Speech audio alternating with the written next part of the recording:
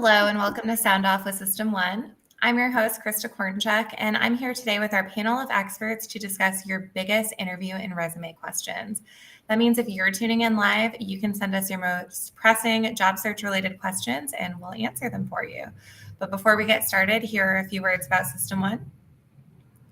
System 1 is leading provider of specialized, highly technical outsourced services and workforce solutions to critical infrastructure, technology, life sciences, and government sectors, putting more than 650 employees and 9,000 contractors to work in the United States, Canada, and the UK. As you're tuning in today, please join us in the comments. Our marketing team will be monitoring them. Let us know where you're joining from and what industry you work in. And as I said before, we encourage you to send us your most pressing job search related questions, as this week's episode is a live Q&A. But before we get started with our questions, I want to have our panel of experts introduce themselves.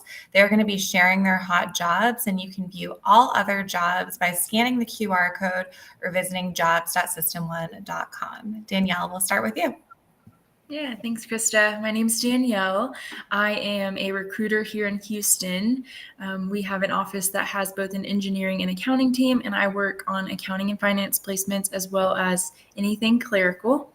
Today, I'm highlighting a senior accountant role. This position is an on-site role located in the center of Houston near the Galleria. This is an opportunity for someone who has been in a similar seat, 3+ years of progressive experience, meaning someone who's been a little more hands-on and been a part of a manual process with accounting versus relying on an ERP system. This role does require a bachelor's degree and is paying between $85,000 and $100,000 depending on experience. All right.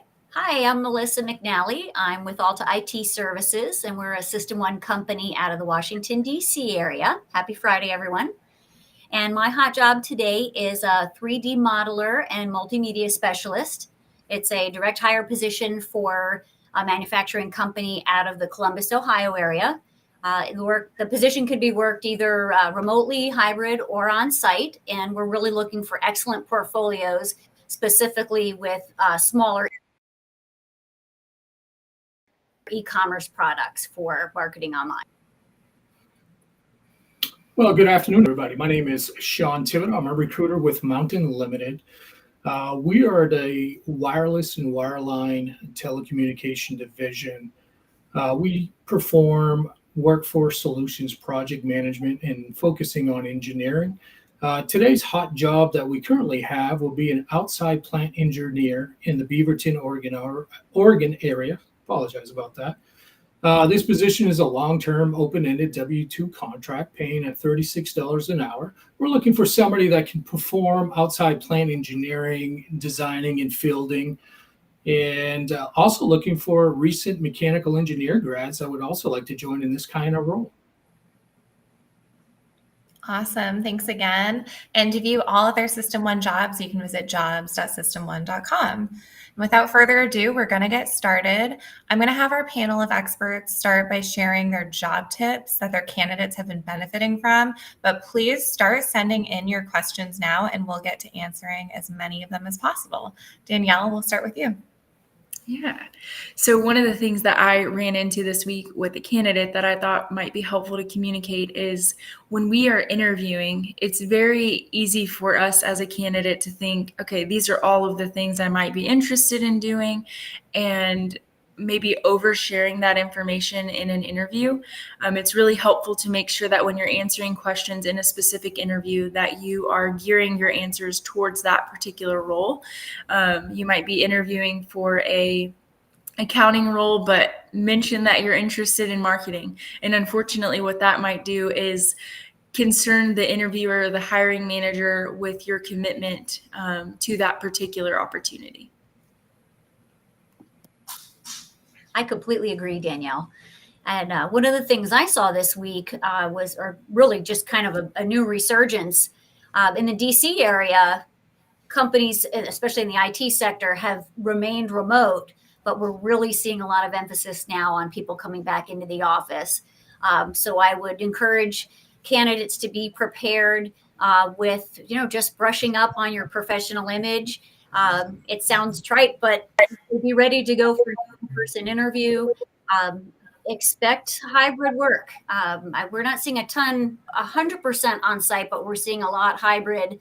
And some people are still pretty firm on remote, and there are some opportunities out there like that. But more and more companies are really trying to get their arms back around bringing people into the office for more collaboration. Yeah, those are definitely both great, topics. One of the things I always recommend, and one of the things I've been hitting up quite a bit lately from candidates, believe it or not, is they're not really researching enough on the specific company they're interviewing for. So one of the things I try to tell them is make sure to do some networking. Make sure you actually look at who's at the company, what's the company doing, what are some of the different departments, and how you can actually help the company with your skill sets you have. And probably one of the most important thing I remind everybody that seems to struggle is a simple thank you note, a follow-up email, just to thank them for the time for the interview. Really great advice. And I also want to a blog that we wrote, The Art of a Follow-Up, if anybody needs a little guidance on writing follow-ups. But we're going to get started with our questions. Again, these are recruiters. They're the experts. They are working with clients every day that are looking to hire people. So if you have questions and you're looking for a new role, now is your time. It looks like we have our first question in from Bronte. What are your recommendations for someone looking to make a career change later in life? Great question. I could field this one. Some of the things I would definitely recommend are staying sharp on newer technologies, even if you haven't had direct experience with them yet. A lot of experience is wonderful to have, and I've been in the industry a long time, and we always encourage people to keep learning, just keep your eye on blogs or industry information, and just try to stay up to date as much as you can. And while you're in the interview process, I would also relay your flexibility, your willingness to tackle new challenges, that the experience you had previously is all wonderful experience, and that can really leverage you into working on something new that will, really enrich your career that much further. Yeah, that's really helpful. To piggyback off of that, I think certifications, although a lot of people are looking for experience, it does help sell you as a recruiter to say she doesn't have 5 years of experience, but she has the certification. I think that can go a long way. And then also being flexible to where you start. So if you're a senior accountant, but you're wanting to make a switch, maybe being flexible on compensation can help leverage your way into a new opportunity. Definitely both great responses. Follow-up is, I myself, 10 years ago, had a drastic change in a career.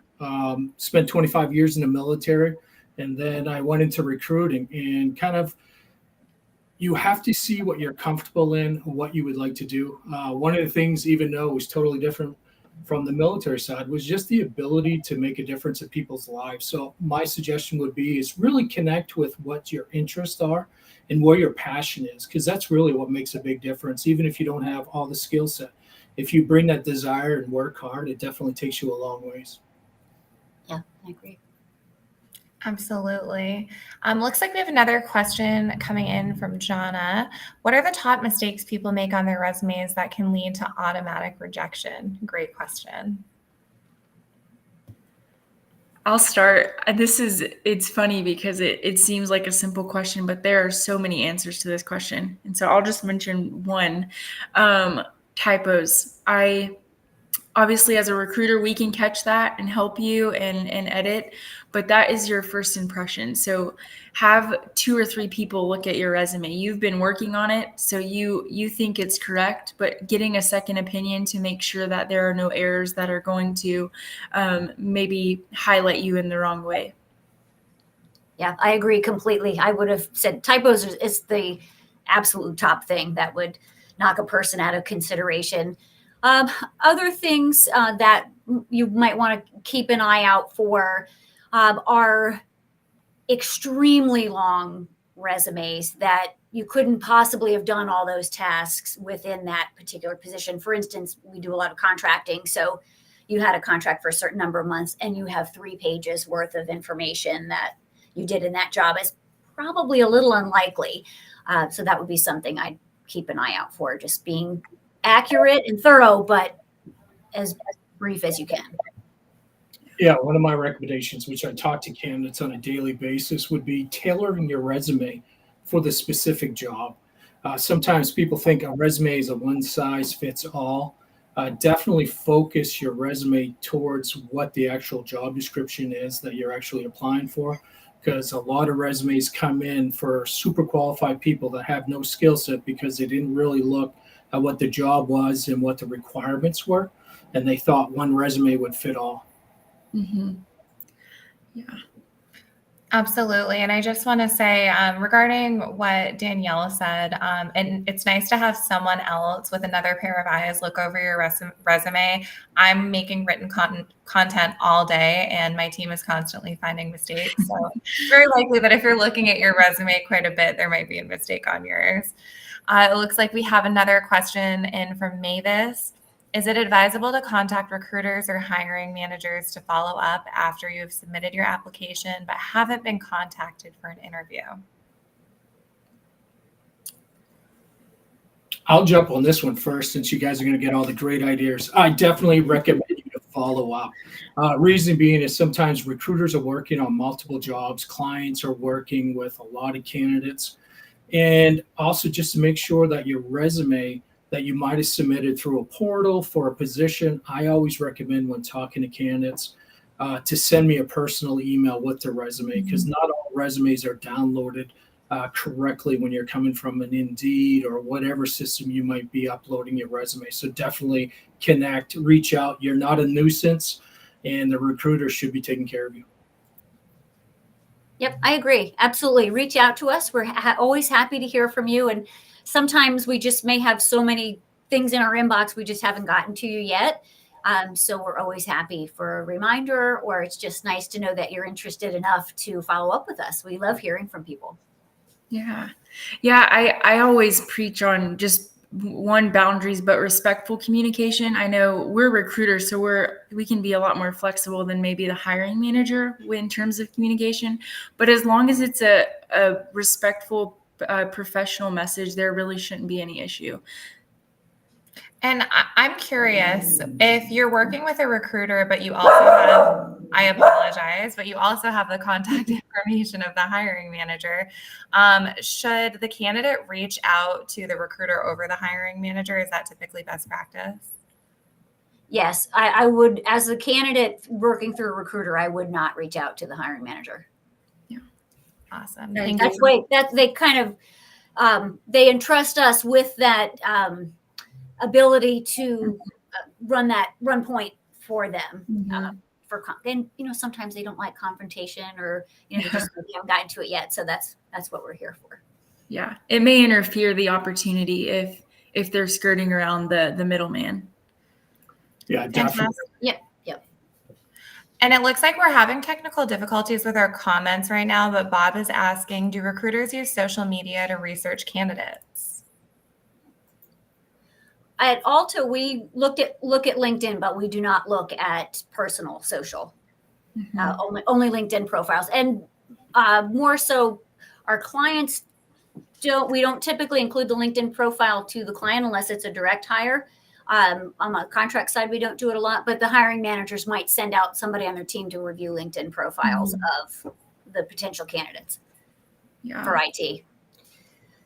I think best practice there is just to assume that people are looking. We're 3 people in the industry, but so many people work differently. We don't leverage social media, but if you're concerned about your personal brand, then it might be important to clean it up. Yeah, I definitely encourage your social media to be very cautious of what you're posting and stuff.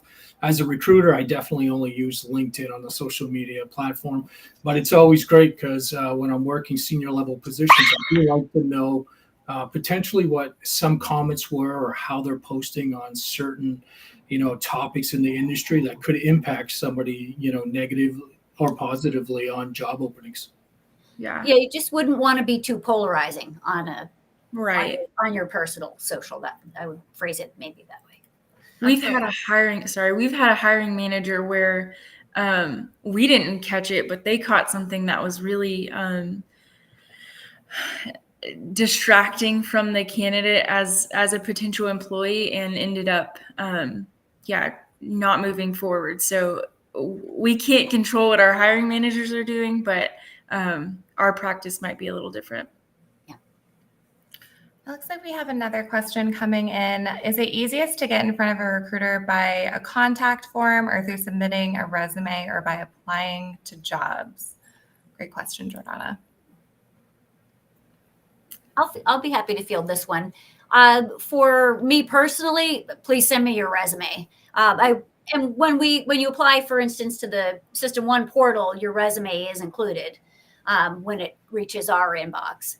But I always prefer to have the resume right there, because I'm going through a lot of responses and I want to be able to review people right away. Yeah, definitely. I think I get reached out many different ways, text, LinkedIn, email, you name it. It's kind of funny at times, but to have that engaged discussion with a candidate and make sure that they have a good understanding of a role and a position, I definitely encourage to have the resume attached the first time we're talking, if not the second time, just to make sure we're kind of dotting our I's, crossing our T's, and making sure that you're a good fit for an opportunity. And I tell people, and I'm sure other recruiters do that, is there's more than one job opening. So I always talk to them about a specific job, but I don't kind of tailor them to be put on that one job, because I get 30 other jobs. They might be a better fit based on their skill sets. So trying to eliminate tunnel vision when you're looking through a portal or applying for jobs. Yeah. Absolutely. Thank you for the clarification. And how can job seekers make it easier on recruiters to do their jobs? I love that question. It's a great question.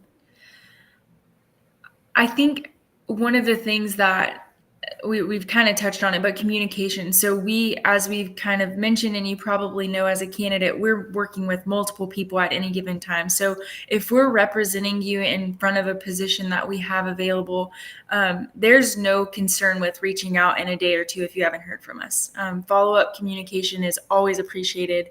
I do my best as a recruiter to be on top of that, but I never am concerned with over communication when we're working together. Yep, absolutely. I would say also being very thorough. When you do send your resume, please double check it for typos, and also that it's the most current version. If you do need updates or want to make it more relevant to the specific position to which you're applying, that would help. And I'd also really appreciate your candor. Like if you're very far through the interview process and you may have an offer pending, or you have one that comes in while we're working with you, that's wonderful. We're happy that you have a new job, but please just let us know so that we can adjust accordingly for our client. Yeah, most definitely. I try to, circle back with everybody within a week from the time we talk to kind of submitting them to a client. But sometimes life is crazy. So I tell candidates that I'm working with, don't feel bad if you reach out to me, within 24 hours, 48 hours, because their sense of urgency might not be the same sense of urgency for clients and things like that. So sometimes, between people being on vacation or whatever it is, sometimes it does take a little longer to get the response you're looking for an interview. But showing that you're very interested and, reaching out definitely doesn't hurt. Absolutely. And our last question for this broadcast, what does it mean to have an ATS-Ready resume?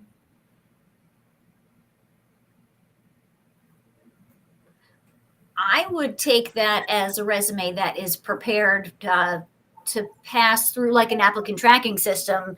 For instance, relevant buzzwords would be included in that. That's the way I would understand that question. So for instance, if we were looking for a SailPoint engineer, I would expect SailPoint and the relevant terms for that type of position to be included. I believe that's what that means. Yeah. Another thing is, I know that there are different formats for resumes, but what really comes through the easiest is Word or PDF. That translates over on our side pretty easily. So if it's a Google Doc or something like that, it just doesn't enter into the system the same way, and that's where we begin to miss information. Yeah, definitely.